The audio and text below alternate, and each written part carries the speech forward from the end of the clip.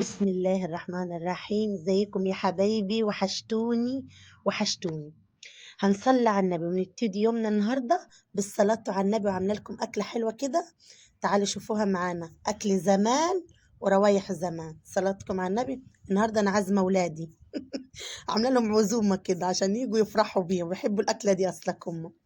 النهارده أنا كانت عندي ديوك بلدي في العش، فأنا حبيت أنضفها كده قدامكم وأوريكم المحلول اللي أنا بحطها فيه، اللي هي ليمون وملح وذرة خل ومعلقتين 3 دقيق.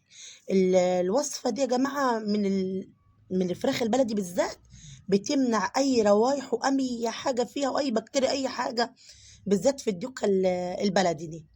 صلاتكم على النبي حبايبي، نصلي على النبي ونوحد الله. ما تنسوليش اللايك والاشتراك حبايبي. ربنا يا رب يصلح حالكم ويفرحكم بأولادنا يا رب ويبارك لنا فيهم. غسلت لي فراخ كده ونقعتها، كنت انا دبحها بس ما رضيتش اذبحها قدامكم. انا بعمل كل حاجه بايدي. انا كنت دبحها ومنضفها، بس انا ما رضيتش اوريكم يعني التنظيف والحاجات دي. فانا نضفتها وكدي ونجحتها في الحاجه دي. اما الكبد والقوانص انا ما بخليهاش، بحطهاش. يعني حاول على قد ما تقدري ما تحطهاش مع الفراخ، عشان الزفرة بتاعت الكبدة ما تنقلش للفراخ. ماشي حبايبي واخواتي. مسكت الكبدة وغسلتها وحدها وزريت عليها ليمون، عصرة ليمون وبرضه عصرة خل، ونجحت على جنب. دلوقتي انا كنت جايبه فريق اخضر، العيال نفسهم فيه عايزين الحشو يبقى فريق اخضر مش رز. عملت الفريق، وتعالى اوريكم ايه الخطوه بتاعت الفريق ان انتوا تعملوها ازاي. يعني لو اي حد ما يكونش عارف ازاي يعني بيتغسل او بيتظبط ازاي. انا بعمله بطريقه خفيفه بصراحه. لا بحط له الكبد ولا الجوانص، انا بغسله وبصفيه زي كده وميه سخنه، واروح حاطاه عليه. بس اكون يعني حاولي لو انت جبتي من عند العطار فريق حاولي اغسليه كويس، عشان ساعات بيبقى فيه رمله.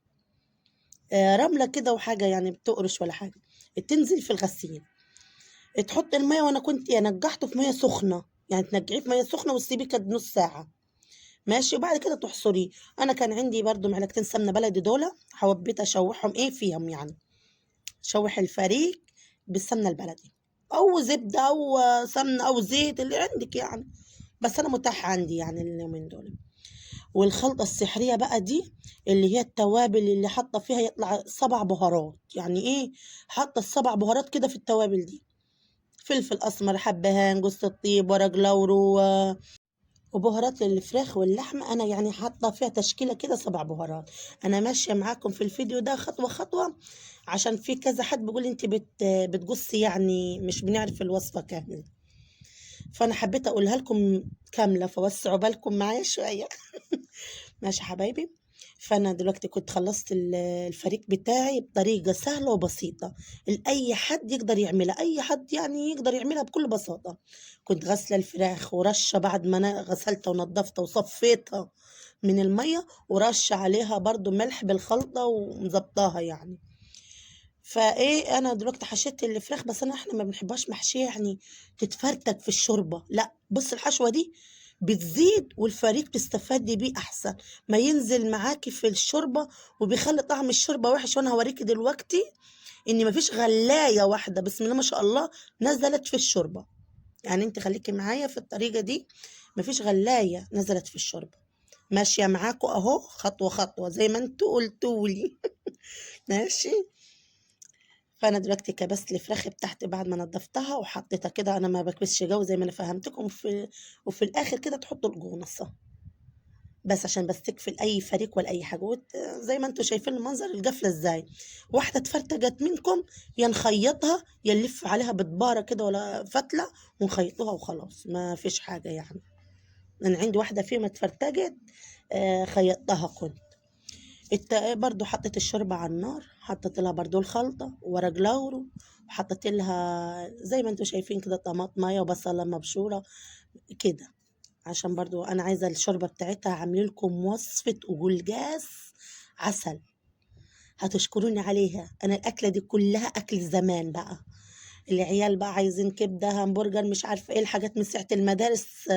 قلت لهم لا بقى كفاية، عايزين نعمل أكلة حلوة المرة دي، عشان أبوكم زعلان من الأكل الحاجات الخفيفة دي. جيبي من بقى الجلجاس. انا الجلجاس كنت غسلاه، اما لا ما غسلتش الجلجاس، كنت مقطعاه. انا الجلجاس يا جماعه بمسك له فوطه كون قطن ولا مناديل وتمسحيه. وادي ميه الجلجاس زي ما انتم شايفين من غير ما تحطط عليه نقطه ميه. السلج بتاعه بالكزبره، انا سالجاه سلج ودجاه في الهون ودجه فيه ربطه كزبره بس، ورميتها فيه. ودجه نص والدجه بتاعت التومه حاطه نصها برضو في الشوربه. والله العظيم لو عملتوا الخطوه دي، عسل الجلجاس بيبقى سكر كده. بصوا طشت لها اهو، طشت باجيت درس التوم وحطيت بس ايه ده الجلجاس بكل بساطه. في ناس بتحمر له بقى وتعمل له السلج بتاعه، احنا ما بنحبوش ولا بناكلهوش وبنحسه تقيل بصراحه. وعملت حبه شوربه خضار كده حلوين، احنا بنحبوها بالليمون. يعني انا بقول لكم اكله خفيفه وحلوه عشان كمان ايه، بمناسبه المدارس والروح والجاي ده، يعني برضه ننجز في الاكل. بعد كده انا ما حبيتش ايه احمر الفراخ، حبيت دهنتها بس بالزيت ورشيت عليها توابل وحطيتها في فرن البوتاجاز، وبعد كده فتحت عليها الشوايه.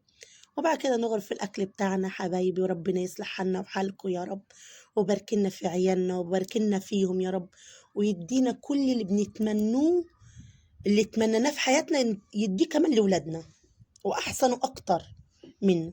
كنت عامله حبه رز بشعريه حبايب قلبي، وغرفنا أكلنا، هو الحمد لله يا رب على نعمتك علينا وعلى فضلك وعلى رضاك. وربنا يا حبايبي يحسن ما بين أيدينا وأيديكم إخواتي وحبايبي. ما تنسونيش في اللايك وفي الاشتراك، وتفعلوا بالله عليكم سر الجرس عشان يوصلكوا كل جديد، عشان برضو ايه القناة تكبر. وربنا يا رب يبارك لنا فيكم يا حبايبي، وخليكم لي يا اصحابي واخواتي اللي بيشجعوني على طول وبيدعموني وبفرحوني بكومنتاتكم الحلوة اللي زي العسل. ربنا يسعد ايامكم، ومع الف سلامة في حفظ الله ورعايته.